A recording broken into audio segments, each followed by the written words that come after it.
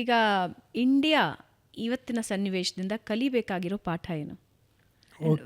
India ಬಹಳ ಚೆನ್ನಾಗಿ handle ಮಾಡ್ತಾ ಇದ್ದೇನೆ, ಇಲ್ಲ ಅಂತಲ್ಲ, ಆದರೆ ಪ್ರತಿಯೊಂದು ಘಟನೆನೂ ಒಂದು ಪಾಠ ಕಲಿಸುತ್ತೆ. Correct exactly. ನಾನು ಹೇಳಿದ್ದನ್ನು ಮತ್ತೆ ಮುಂದುವರಿಸಬೇಕು ಅಂದರೆ,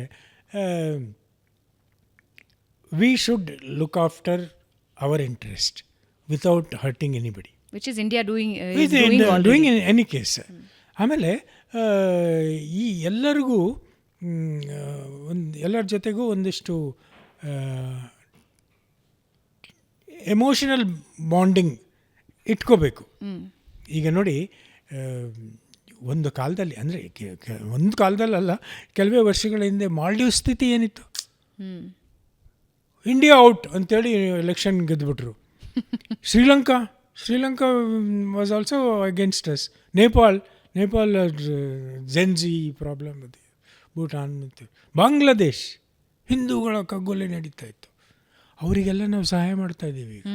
ಅಟ್ಲೀಸ್ಟ್ ಈಗಲಾದರೂ ತಣ್ಣಗಾಗಿ, ಈಗಲಾದರೂ see what is the value of India, having India as A neighbour.